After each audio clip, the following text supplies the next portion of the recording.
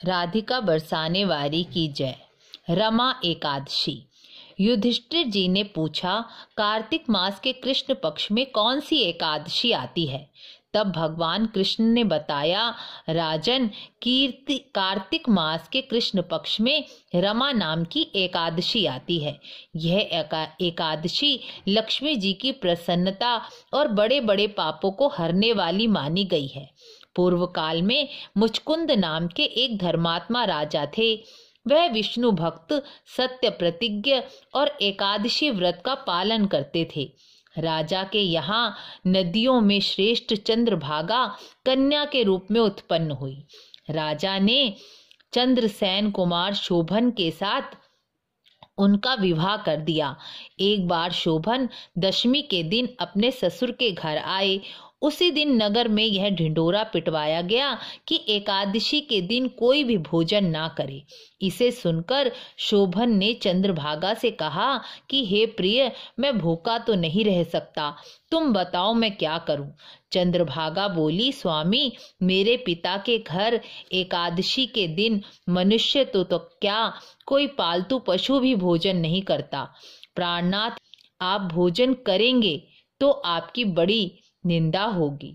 इस समय आप अपने मन को दृढ़ करो और उपवास कीजिए, बाकी सब भगवान पर छोड़ दीजिए।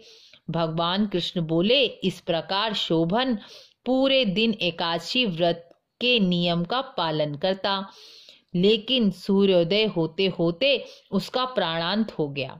राजा मुचकुंद ने शोभन का दाह संस्कार किया। चंद्रभागा भी पति के अंतिम संस्कार करने के बाद पिता के घर ही रहने लगी। राजन, उधर शोभन एकादशी के व्रत के प्रभाव से मंदराचल के शिखर पर बसे हुए रमणीय भव्य दिव्य देवपुर को प्राप्त हुए। वहां शोभन दूसरे कुबेर की तरह शोभा पाने लगे। एक बार राजा मुचकुंद के नगरवासी विख्यात ब्राह्मण सोम शर्मा तीर्थ यात्रा करके मंदराचल पर्वत पर गए। वहां उन्होंने शोभन को देखा। राजा के दामाद को पहचानकर उनके पास गए। शोभन भी ब्राह्मण को आया देखकर आसन से उठ खड़े हुए और उन्हें प्रणाम किया। फिर पत्नी और राजा मुचकुंद का कुशल क्षेम पूछा।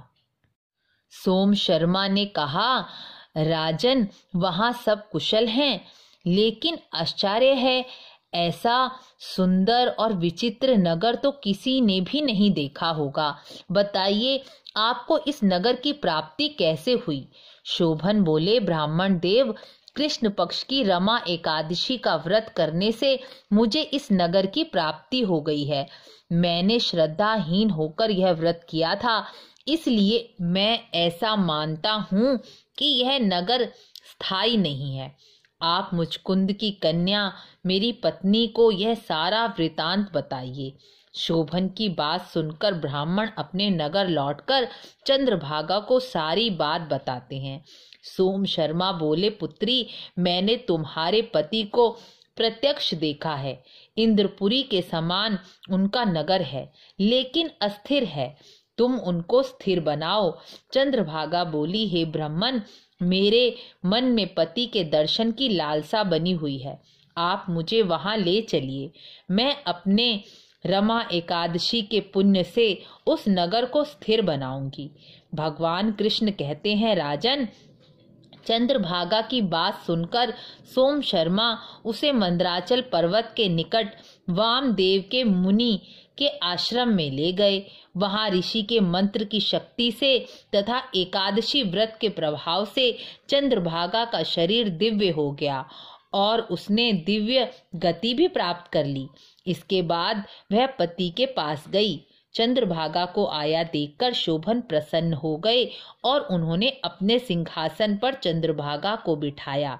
चंद्रभागा ने कहा, हे नाथ, मैं जब 8 वर्ष की थी तब से लेकर अब तक मेरे द्वारा किए हुए एकादशी व्रत के से जो पुण्य संचित हुआ है, उसके प्रभाव से यह नगर कल्प के अंत तक स्थिर रहेगा तथा सब प्रकार के वैभव से समृद्धिशाली रहेगा।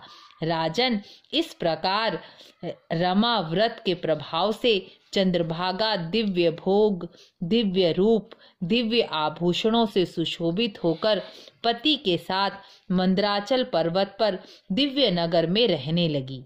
मैंने तुम्हारे समक्ष जो रमा एकादशी का वर्णन सुनाया है, यह चिंतामणि और कामधेनु के समान सभी मनोरथों को पूर्ण करने वाला है। राधे राधे।